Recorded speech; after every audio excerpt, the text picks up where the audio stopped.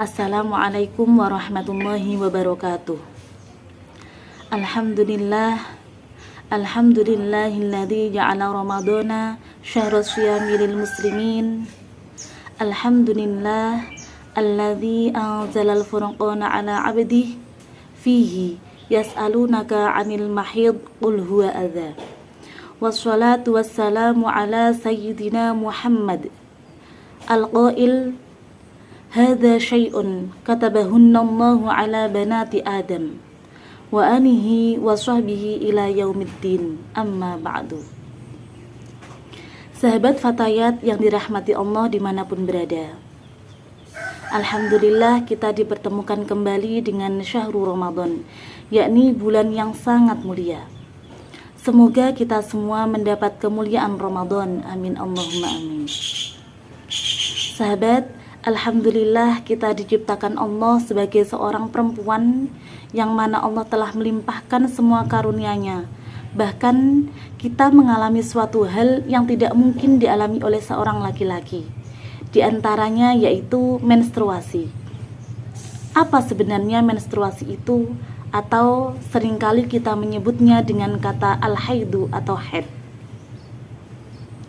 Dalam kitab Bajuri Shahifah 108 juz awal, fal haidu huwa ad-damu al-khariju fi sinnil haid wa huwa 9 sinina qamariyatan min farjil mar'ati ala sabiris shihah. Haid yaitu darah yang keluar di tahun-tahun haid, yakni minimal pada usia 9 tahun kurang 16 hari. Darah tersebut keluar dari farjinya seorang perempuan dalam keadaan sehat. Namun bukan berarti ketika seorang perempuan mengalami demam atau flu kemudian mengeluarkan darah itu tidak dikatakan haid, bukan seperti itu. Saya mencontohkan jika ada seorang perempuan memiliki penyakit dalam rahimnya, kemudian karena penyakitnya dia mengeluarkan darah, itu tidaklah dikatakan haid, akan tetapi dikatakan damu fasadin atau darah rusak. Seringkali kita menyebutnya sebagai darah istihadah. Sahabat, darah pada umumnya berwarna merah. Sebagaimana ketika kita tergores pisau, ketika kita terjatuh kemudian lecet, maka akan keluar darah merah. Dalam bab haid, warna darah itu memiliki macam-macam warna. Yang pertama dari yang paling kuat yakni warna hitam. Kemudian warna merah kekuning-kuningan atau coklat, warna kuning, kemudian warna keruh. Jadi kalau sahabat mengeluarkan darah berwarna keruh, biasanya ini dialami ketika masa-masa terakhir haid. Masa-masa akhir haid itu biasanya keluar darahnya itu berwarna keruh. Sahabat jangan sampai ragu bahwa sahabat memang masih dalam keadaan haid, berarti belum suci. Selain warna, kita juga harus tahu tentang sifat-sifat darah. Darah itu memiliki sifat kental, berbau anyir, kental dan berbau, atau tidak kental dan tidak berbau. Mengapa penting sekali kita mengetahui tentang warna darah dan sifat-sifat darah?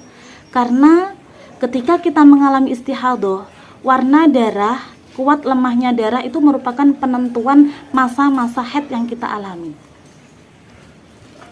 Selain itu sahabat, waktu keluarnya haid itu memiliki minimal dan maksimal. Berapa waktu minimal keluarnya darah haid? Yakni sehari semalam jika darah keluar secara terus-menerus. Semisal darah keluar subuh sampai subuh masih terus keluar. Catatan ittisal atau terus-menerusnya keluarnya darah itu ketika kapas diletakkan di dalam vagina kemudian masih ada bercak darah, maka menandakan itu darah keluar secara terus-menerus. Begitu, walaupun terkadang di dalam pembalut atau celana kita itu tidak ada darah. Dan minimal darah juga adalah 24 jam. Jika darah keluar secara terputus-putus, dengan catatan keluarnya darah tidak lebih dari 15 hari, karena maksimal darah itu adalah 15 hari 15 malam. Saya contohkan seperti ini. Saya memiliki tabel, ini saya ambil dari kitab Risalatul Mahid.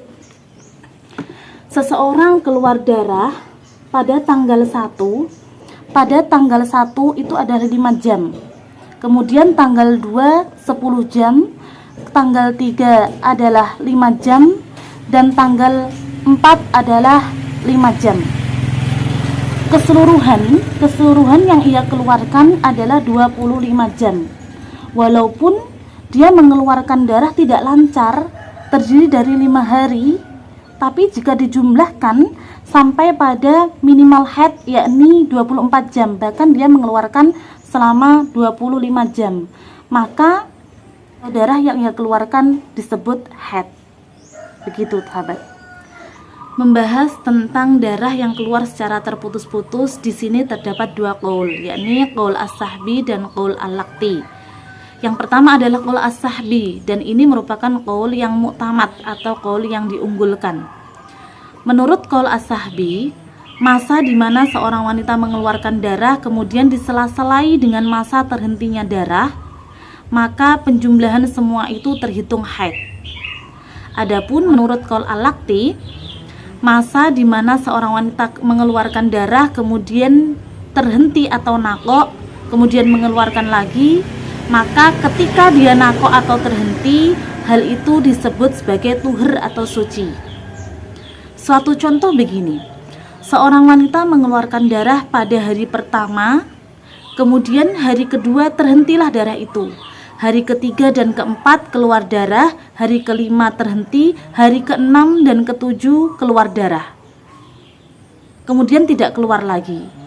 Maka jika mengikuti qaul as-sahbi, selama 7 hari itu baik ketika keluar darah maupun terhentinya darah itu disebut sebagai haid. Apabila seorang wanita tersebut dalam keadaan puasa Ramadan, maka walaupun di hari kedua dan hari kelima dia berpuasa, itu dianggap tidak sah, berarti harus diqodho. Berbeda ketika mengikuti qaul al-laqti.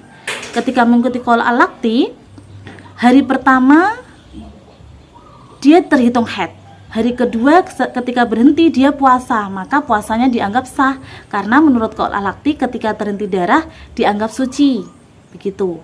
Hari kelima dia puasa lagi karena terhenti, maka itu juga dianggap sah, berarti dia hanya memiliki qodho puasa selama 5 hari. Begitu, karena dari 7 hari yang kedua adalah terhenti dan dia melakukan puasa secara sempurna. Qaul tersebut dapat kita gunakan salah satunya dengan catatan darah yang keluar masih dalam lingkup 15 hari 15 malam. Namun apabila darah lebih dari 15 hari 15 malam, maka itu pasti disebut sebagai darah fasad atau darah istihadah. Apa itu darah istihadah? Yakni darah yang keluar di luar masa-masa haid atau nifas. Contohnya, seseorang wanita mengeluarkan darah ketika usianya kurang dari 9 tahun, kurang dari 16 hari, atau ketika seorang wanita mengeluarkan darah kurang dari minimal haid, yakni 24 jam, atau seorang wanita mengeluarkan darah lebih dari 15 hari 15 malam. Dan ini sering sekali dialami oleh para wanita-wanita. Lalu bagaimana jika seorang mustahadah atau orang yang istihadah ingin melakukan sholat, padahal dia sadar bahwa dia membawa najis di farjinya?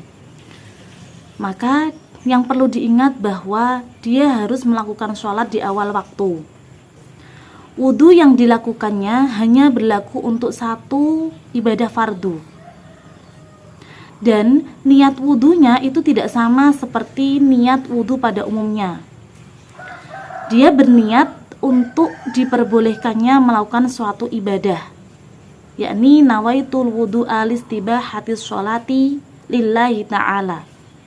Saya berniat wudhu agar diperbolehkannya melakukan ibadah atau sholat karena Allah Ta'ala.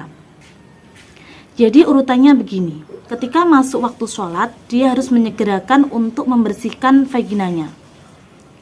Setelah itu, dia harus menyumbat vaginanya menggunakan kapas dengan cara meletakkan kapas ke area vagina yang tidak wajib dibasuh ketika istinja.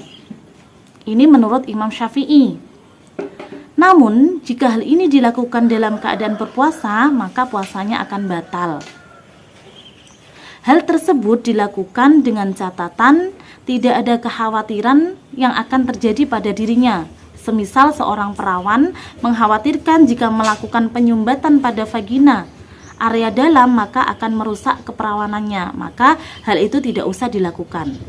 Bisa menggunakan cara kedua, yakni menurut Imam Hanafiyah. Cukup dengan membalut dan menggunakan celana yang ketat begitu saja. Setelah itu menyegerakan untuk berwudu dan melakukan sholat. Namun, jika ia memiliki anggapan kuat atau dzon yang kuat bahwa darahnya akan terhenti di akhir waktu, maka dia harus melakukan sholat di akhir waktu. Karena kesempurnaan sholat harus suci dari segala macam najis. Demikian sahabat sharing kita pada sore hari ini tentang wanita dan menstruasi. Semoga bermanfaat. Wassalamualaikum warahmatullahi wabarakatuh.